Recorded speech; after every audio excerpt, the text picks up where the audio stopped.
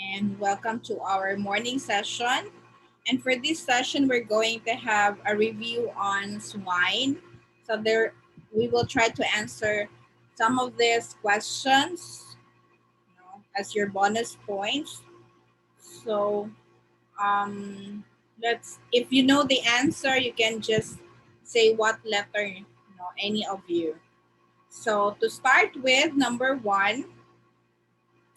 Feeding guilt with high energy rations before breeding is called A. Full feeding, B. Ad libitum, C. Flushing, or D. All of the above.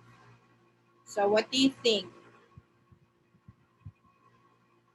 So the answer is letter C. Flushing. Kasi parang binibigyan mo, the guilt is still baby. So flushing yung tawag pag binibigyan mo ng high energy rations para makakope siya after pagpanganak. No? Number two, early weaning of pig is done at what age? Letter A, 6 weeks, B, 8 weeks, C, 10 weeks, D, 4 weeks. So the answer is letter D, 4 weeks. So number three, the process of choosing best boars and gelts from the herd, like the parent of the next generation, is called. Number three is A, culling, B, selection, C, weaning, or letter D, A and B. So what do you think is the answer, Jessa? Can you hear me? Yes, ma'am. Good morning po. So what do you think is the answer? It's letter? I think, ma'am, C. No, it's all Or right. cell.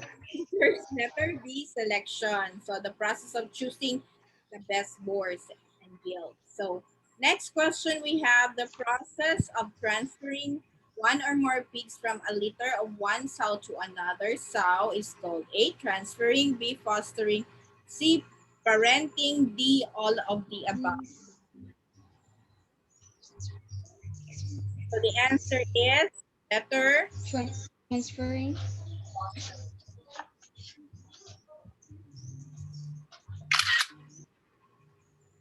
Okay, so next question we have,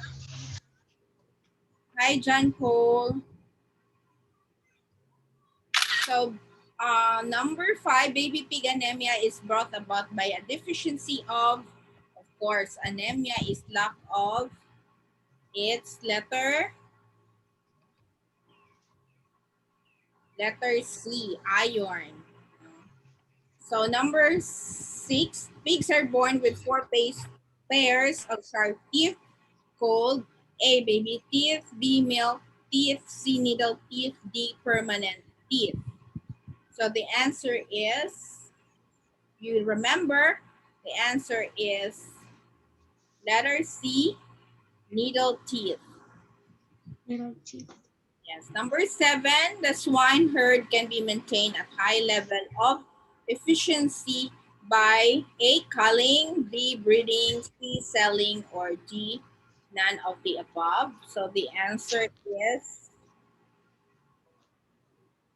culling. Yung kukunin mo na yung, i-separate mo yung mga may sakit, and etc. So, Jessa, can you read number 8? How many equally spaced rudimentary teeth must a good yield possess? A, at least 4 pairs, B, at least 5 pairs, C, at least 6 pairs, D, none of the above. So the answer here is, thank you, Jessa. The answer here is letter D, none of the above. So, ilan bang teats meron ang ating gill? Should be more. Yes, ma'am. So, young females, swine that has not given birth and usually kept Usually captivity kicked. is called letter cow, gill, Gill.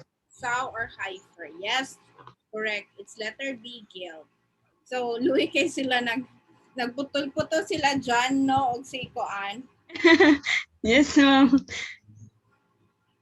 Number 11, 10 is a common method for swine, which consists of tracing outlines of desirable numbers of or figures on the skin inside the ear. So from the word ear, it's not tattooing, it's not branding, it's numbered. It I know it's letter A, tattooing.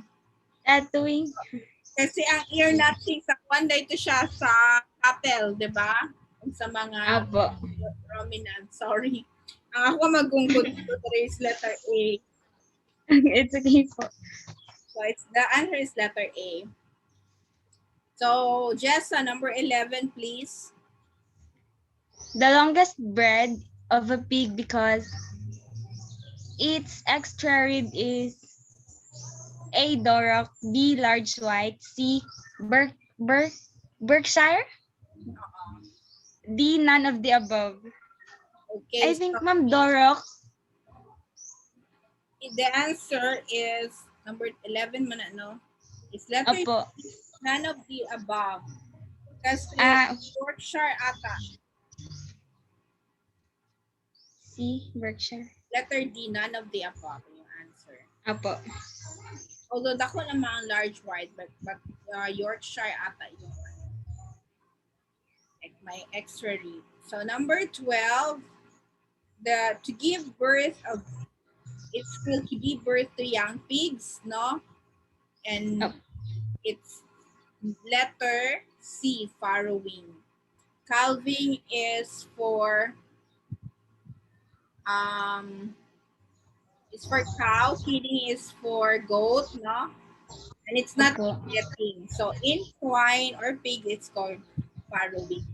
So number 13, tattooing of piglets is done on what part of the pig? So it has just mentioned earlier. So it's letter C, ears. Number 14, recommended age of castration or castrating is how old? It's 3 days? No. It's actually letter B, 2 weeks old. No? And number 15, a castrated pig after sexual maturity is called, is it stud, boar, barrow, or stag? So the answer is letter A, stud. Meaning, kasi ang stag, yun yung male na lalaki, no? But the stud is yun yung castrated na male. So number 16, when is the recommended age to offer creep feed? Okay, so number 16 is still letter A, 7 days. 7 days. So yung creep feed is yung bago silang panganak, no? Then bibigyan mo sila ng number 17, the breed of pig known as the red power. So is, alam mo, Jessa, itong pula. Ma'am, Itong pula. red power.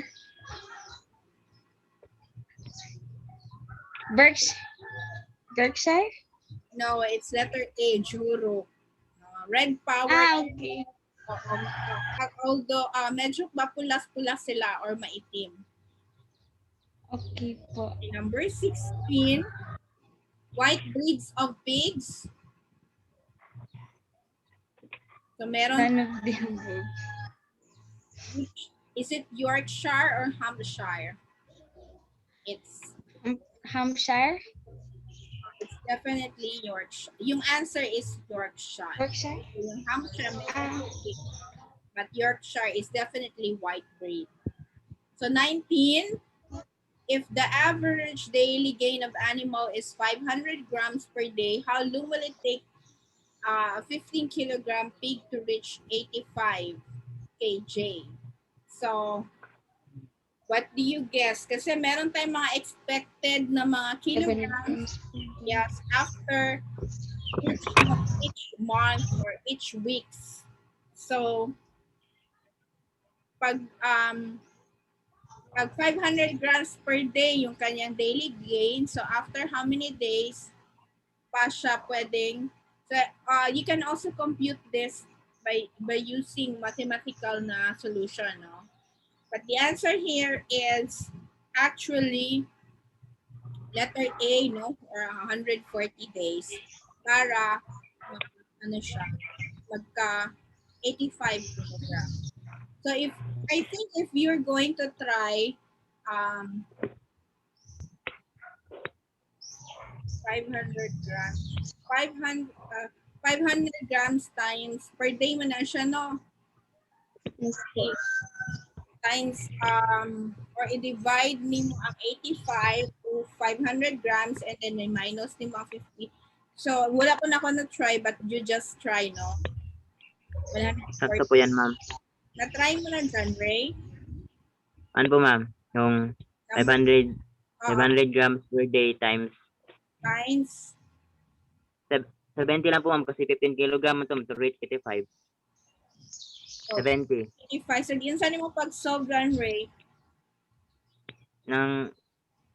Since 500 grams lang siya, ma'am, per day. So, kung ato ang ibutang og tag 2 days. Basta, ma'am. Gani, no, pwede mo naman i-analyze. So kung ako ang mo solve sa iya, ha, i-divide na ako ang 85 kilograms. So mahimo na siyang Sa 500. 8,500. Divide na ako ng into 500 grams or 85 point divided by 0.5 grams, no? So, and then i-multiply ko. Ay, i-minus na ako ang 15 Sa kilograms. 15. So, yes, mo na ang 140 days. So, wala pa na ako i-compute anyway. So, try to check that one. And then, Yes po, ma'am. so number 10, answer is letter A. So number 20, if a sow farrowed on July 18, when it was bred, no? So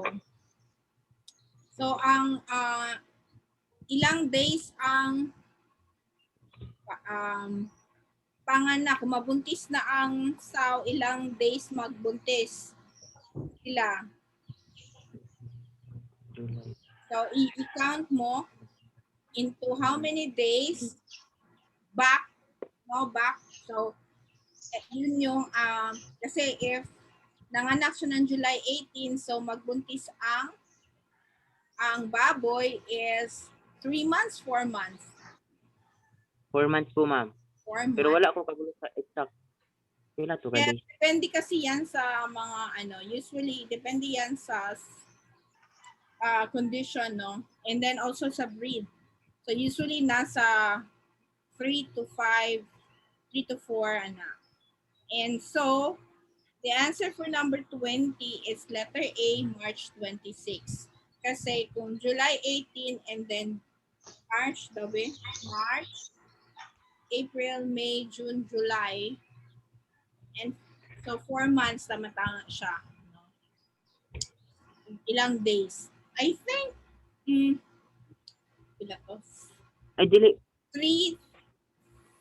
330 days and sa to, 3. Basta 4 months more specifically siya, but nato siya exact uban. Memorize na ako sa una. But I forgot now. So, marag kuanto siya 360 33 something na 33 months? Months or 12 months. Anyways, the answer here is basta within 4 months siya, marag ang days nakalimot ko. Days sugar pasabot. So letter A. Number 21, the method of identifying piglets is A, hot iron branding, B, wing web band, C, ear notching, and D, tail docking. So any one of you have a guess? Pwede.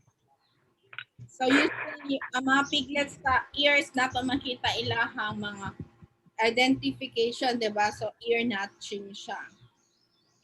Okay, number 22, the breed of swine with 6 distinct white points in its body So is it Pytrain, Poland, China, or Juruk? It's anyone? It's Poland, China.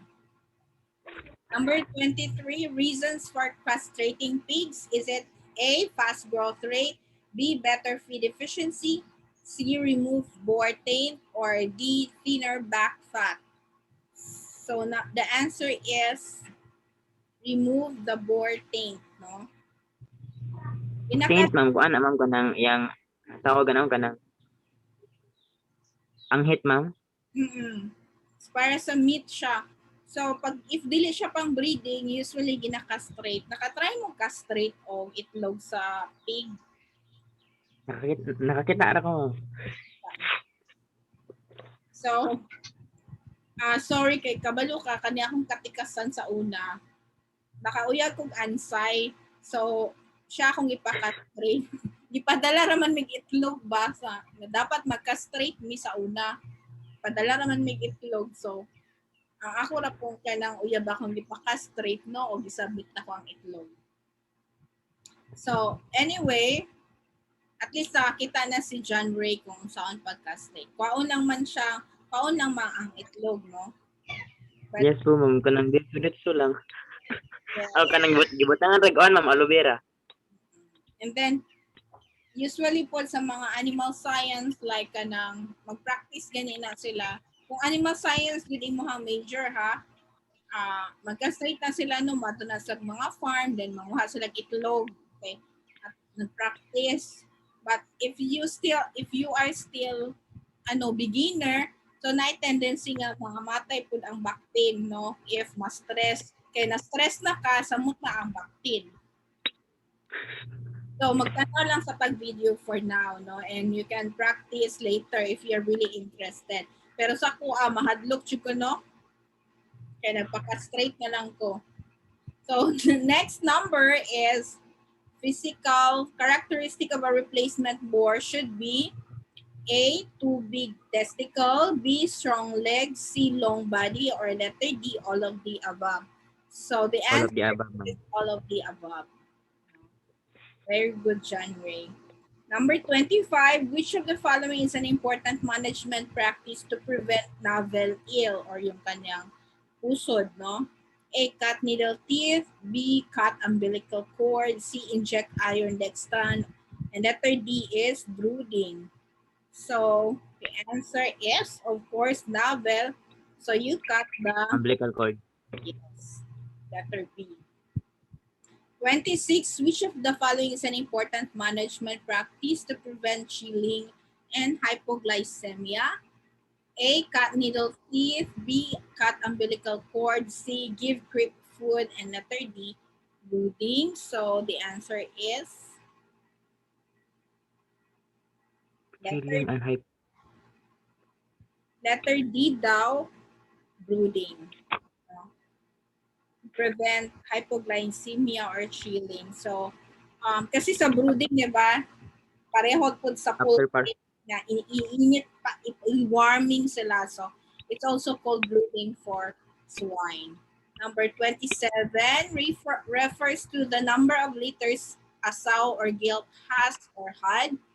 A, litter size, B, parity, C, litter may, D, litter interval. A po, ma'am. Yes, parity. Nana kay kuan, John Ray, na-answeran na ni mo ne? Ma'am? Na-ka-answer na katanan? Wala, ma'am. Sa nag-work pa ko sa akong pinakalas sa poultry laboratory. Okay. So, 28, ma-perfect yun ni si John Ray ba? Mag-compute ka, John Ray? Or Ma'am? mag-summa cum laude ba ka? Dili, ma'am. Ay, naanagali ko. Sige lang. Dili, ma'am. Go lang ng go good. So number 28, recommended age for iron dextran injection is A, B 3 days, B 14 days, C 30 days, D 21 days. So, A po, ma'am, 3 days. 3 days. Very good. Nung gani ko, no? Perfect na si John Ray. Number 29, weight gain of guilt and young sows during pregnancy.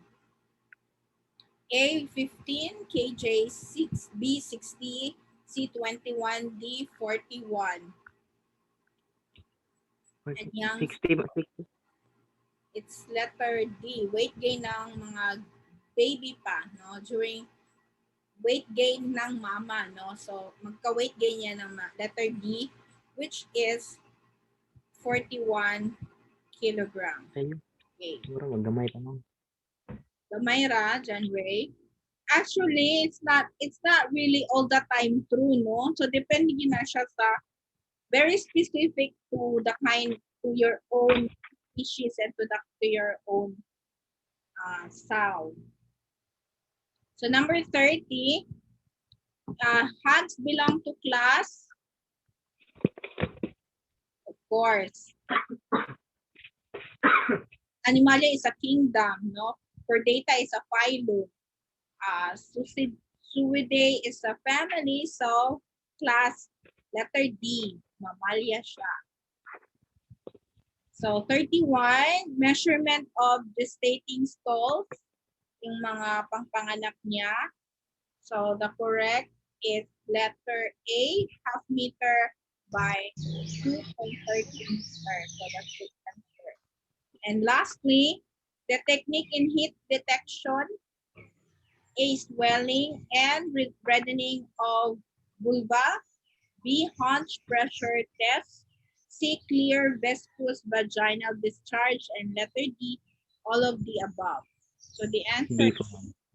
B, haunch pressure test. So do you have any questions regarding our review, which is about swine? So, human naman tayo sa beef and poultry. And for this week, that would be for this week and for next week. Because since holidays Thursday, so I hope to see you again on next week. No? And hopefully, if makasubmit mo sa mga requirements, and lastly, murag May 15 ata ang submission sa finals daw.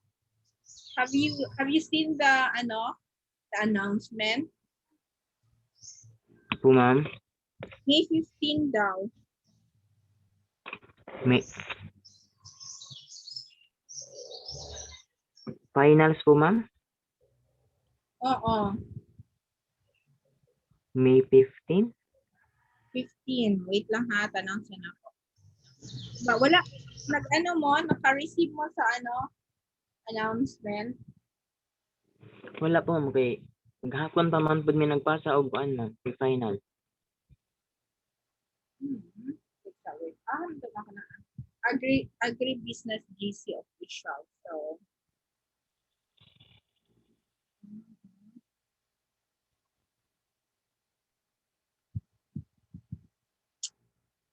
kasi ang pre-final nato o finals ay pre-finals sa BSAB is May 5. And then ang final, ang hanggang doon ako nakita Na-extend po yun, ma'am. Kahapon po yung last. Gani, faculty W.